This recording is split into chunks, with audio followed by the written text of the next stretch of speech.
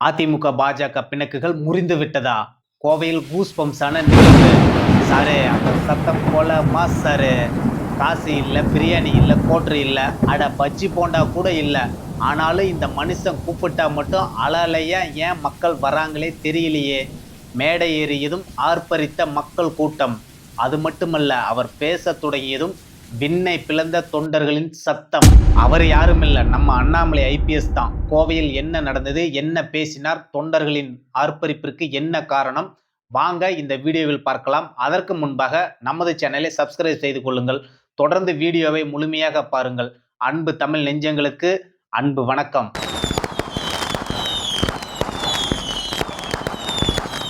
இந்த வீடியோ ரொம்ப ஸ்பெஷலானது. ஏன் அப்படின்னா, அண்ணாமலை அவர்களை பாஜக காரர்களுக்கு பிடிக்கும். அவருக்குன்னு ஒரு ரசிகர்கள் கூட்டம் வச்சிருக்கிறாரு. அது மட்டும் இல்லாம ஹிந்துத்துவத்தை நம்புறவங்களுக்கு அண்ணாமலை அவர்களை ரொம்ப ரொம்ப பிடிக்கும்.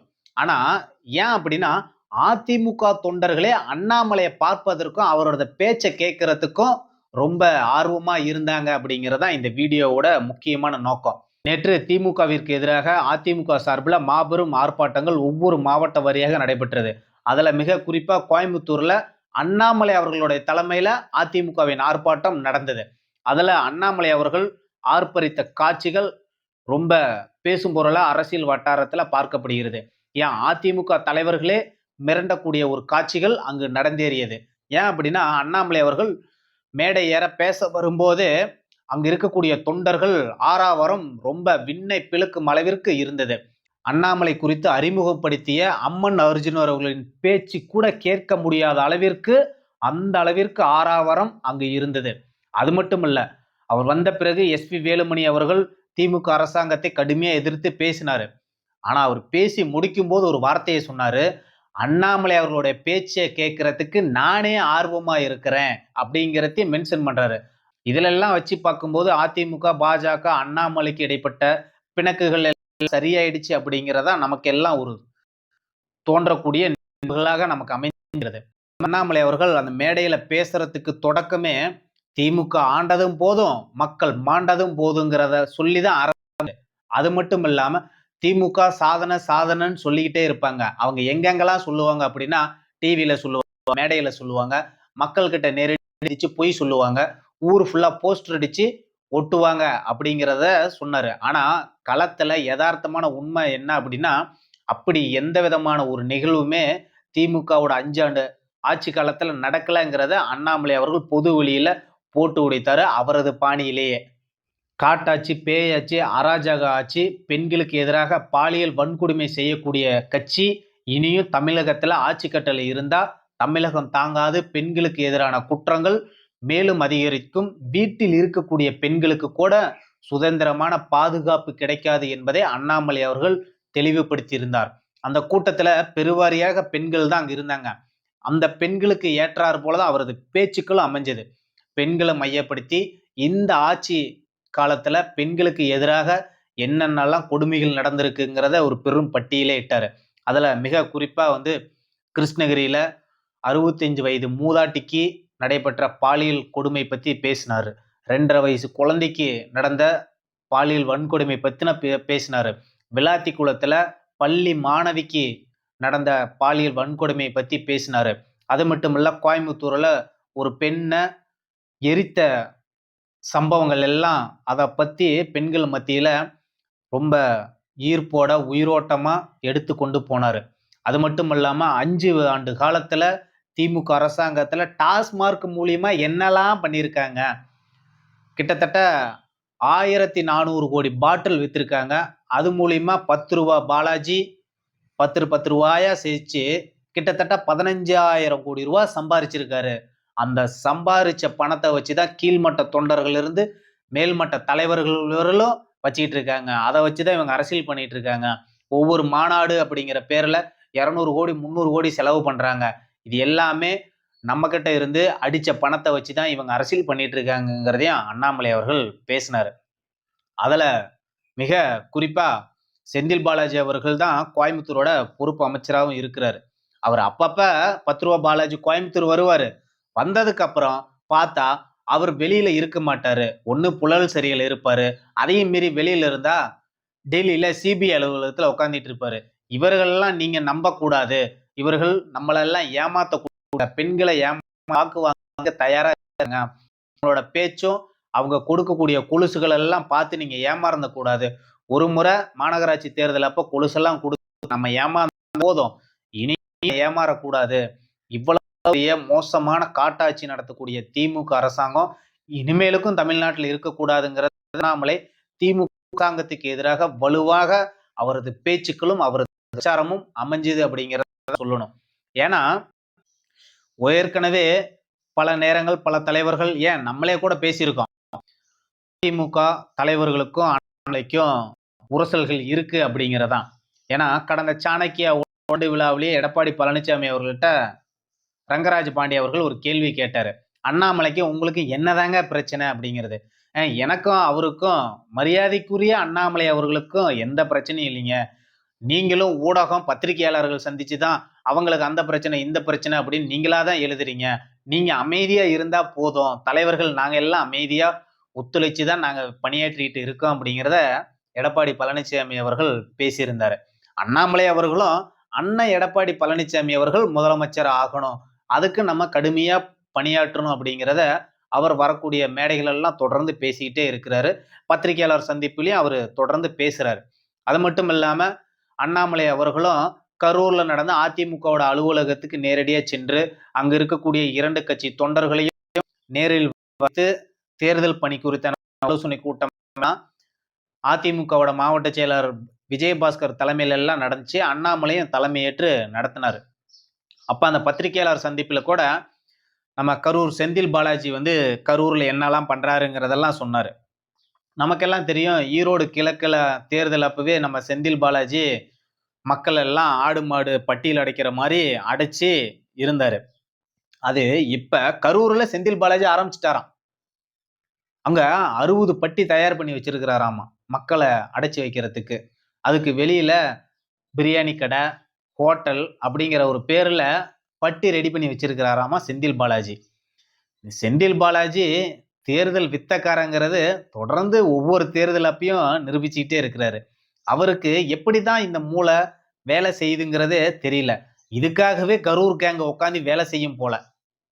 ஒரு வழியா அதிமுக பாஜகவோட தலைவர்கள் பணி செய்ய ஆரம்பிச்சு, அது கீழ்மட்ட தொண்டர்கள் வரையிலும் சரியா வந்தால் மட்டும்தான் என்டிஏவிற்கு முழுமையான ஒரு பலம் கிடைக்கும் அப்படிங்கிறதான் யதார்த்தமான உண்மையும் கூட.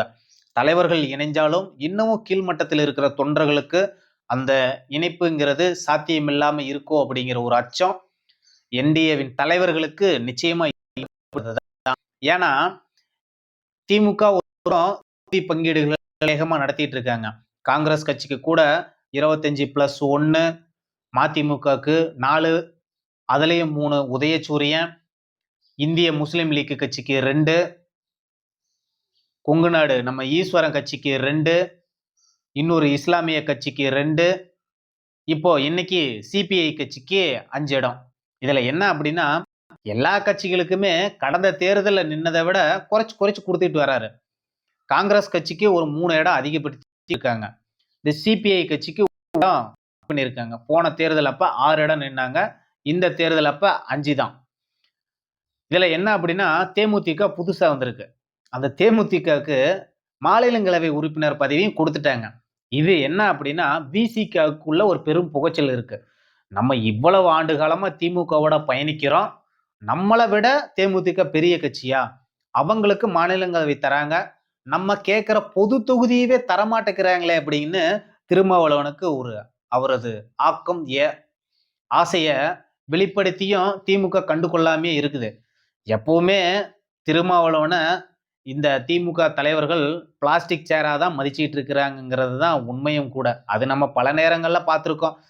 திமுக அமைச்சர்கள் எல்லாம் திருமாவளவனுக்கு என்ன மரியாதை கொடுக்குறாங்க, கீழ்மட்டத்துல திருமாவளவனோட கட்சி தொண்டர்களுக்கு திமுக தலைவர்கள் என்ன மரியாதை கொடுக்குறாங்கிறதெல்லாம் பல நிகழ்வுகள்லாம் நம்ம பார்க்குறோம். அவரோட கட்சி கொடியை கூட பல பகுதியில நட முடியாத அளவுக்கு தான் இன்னைக்கு விசிக இருக்கு. அந்த கட்சி அப்படிதான் இன்னைக்கு திமுக 5 ஆண்டு காலமா வழிநடத்திக்கிட்டு இருக்கு. இதையெல்லாம் புரிஞ்சுக்கிட்டு தான் திருமாவளவன் கூட்டணி பேச்சுவார்த்தைக்கு போகாம இருந்துகிட்டு இருக்காரு. இதுல என்ன அப்படின்னா விரைவில் பார்த்தீங்கன்னா திமுகவோட கூட்டணி உடையும் அப்படிங்கிறது அண்ணாமலை அவர்களும் ஆடோரமா சொல்லியிருக்காரு. ஆனா என்ன நடக்கும் அதை ஸ்டாலின் சமாளிப்பாருங்கிறது மில்லியன் டாலர் கேள்வியாவும் இருக்கு. இது ஒரு பக்கம் இருந்தாலும் என்டிஏவில் கூட்டணி பேச்சுவார்த்தை நடத்துறதுக்கு உண்டான குழுவெல்லாம் எடப்பாடி பழனிசாமி அமைச்சிருக்கிறாரு. ஏன்னா இன்னமும் எந்த கட்சி கூட கூட்டணி பேச்சுவார்த்தைங்கிறது நடக்கல.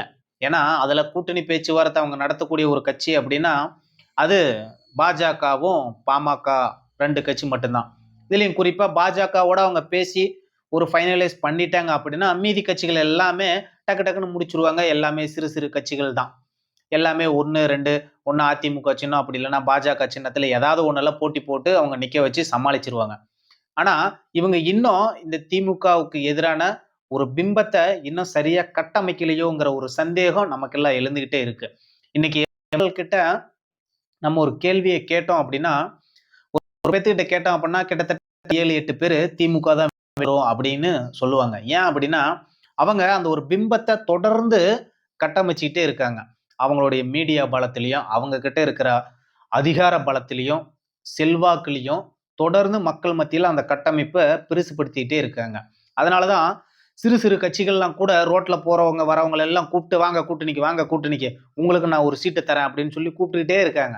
ஆனா அதிமுக தரப்புல இருந்து என்டிஏ சார்புல யாரையுமே அந்த மாதிரியான ஒரு பிம்பத்தை கட்டமைக்க முடியாம இருக்காங்க. இவர்களுடைய எண்ணங்கள் எல்லாம் ஈஸியா திமுகவை வெற்றி பெறுவோம் அப்படிங்கிற ஒரு எண்ணத்துல இருக்காங்களோ என்னவோ தெரியல.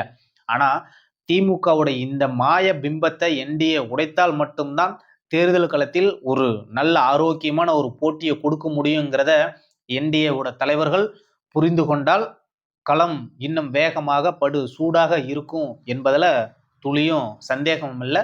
நம்மளும் ஐயப்பட வேண்டியதில்லை. வரக்கூடிய நாட்கள்ல தொகுதி பங்கீடுகள் குழு தலைவர்கள் அதிமுக தரப்பிலிருந்து நியமிச்சிருக்காங்க. அவங்க எல்லாரும் உட்கார்ந்து பேசும்போது இந்த பிரச்சனைகள் எல்லாம் சரியாகும், சீராகி விரைவில் திமுகவுக்கு எதிராக என்டிஏ களமாட தயாராகி விட்டாங்க.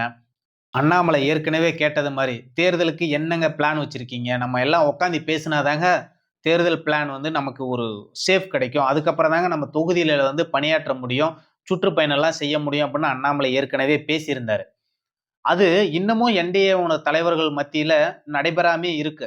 ஒன்ஸ் உட்காந்து பேசும்போதுதான் எப்படியெல்லாம் பிரச்சாரத்தை எடுத்துட்டு போகலாம், எப்படி மக்கள் அணுக முடியும் அப்படிங்கிறதெல்லாம் பேசும்போதுதான் இது எல்லாமே சரியாகும். கீழ்மட்ட தொண்டர்களுக்கும் அது வரும்போதுதான் கீழ்மட்ட தொண்டர்களுக்கு உண்டான ஒரு இணக்கமும் ஏற்படுங்கிறது தான் யதார்த்தமான உண்மை. இந்த யதார்த்தமான உண்மையை என்டிஏ தலைவர்கள் விரைவில் புரிஞ்சுக்கிட்டாங்க அப்படின்னா தேர்தல் களத்துல சாத்தியப்படுத்த முடியும், வெல்வதற்கு உண்டான ஒரு சாத்தியமும் இருக்கும். ஏன்னா இன்னொரு 35 நாள் தான் இருக்கு. இந்த 35 நாள்ல இதெல்லாம் சீர்படுத்தி வேகப்படுத்தி எப்படி தேர்தல் களத்துல மக்கள் சந்திப்பு, இன்னும் தொகுதி பங்கீடு இருக்கு, வேட்பாளர்கள் அறிவிப்பு இருக்கு, இது எல்லாம் கடந்து எவ்வளவு வேகமாக களத்திற்கு வருகிறார்களோ அந்த அளவிற்கு என்டிஏவிற்கும் வெற்றி இருக்கு. ஆனால் நாளை வேட்பாளர் பட்டியல் தயார் என்றாலும் திமுக உடனடியாக களத்தில் இருப்பதற்கு வேட்பாளர்களை தயார்படுத்தி வைத்திருக்கிறார்கள், தேர்தல் களத்தையும் தயார்படுத்தி வைத்திருக்கிறார்கள். நாளையே வாக்கு கேட்பதற்கு திமுகவினர் செல்ல வேண்டும் என்றாலும் திமுகவின் வேட்பாளர்கள் களத்திற்கு செல்வதற்கு தயாராக இருக்கிறார்கள். என்டிஏவில் அப்படி ஒரு சூழல் இன்னும் நடைபெறவில்லை. தொகுதி பங்கீடே இன்னும் இருக்கிறது. அடுத்து வேட்பாளர்கள் அறிவிப்பு, தொடர்ந்து பல்வேறு வேலைகள் இருக்கிறது. எவ்வளவு வேகமாக பணியை முடித்துக்கொண்டு மக்கள் சந்திப்பை நடத்துகிறார்களோ அந்த அளவிற்கு தான் அவர்களுக்கு உண்டான வெற்றி வாய்ப்பும் இருக்கிறது என்பதுதான் யதார்த்தமான உண்மையும் கூட. நிச்சயம் வருகின்ற 2026 தேர்தல் களம் என்பது திமுக கூட்டணியா என்டிஏவா என்கிறது மட்டும்தான் இருமுனை போட்டியாக தான் இருக்கும் என்பது துளியும் சந்தேகமில்லை. நன்றி, வணக்கம்.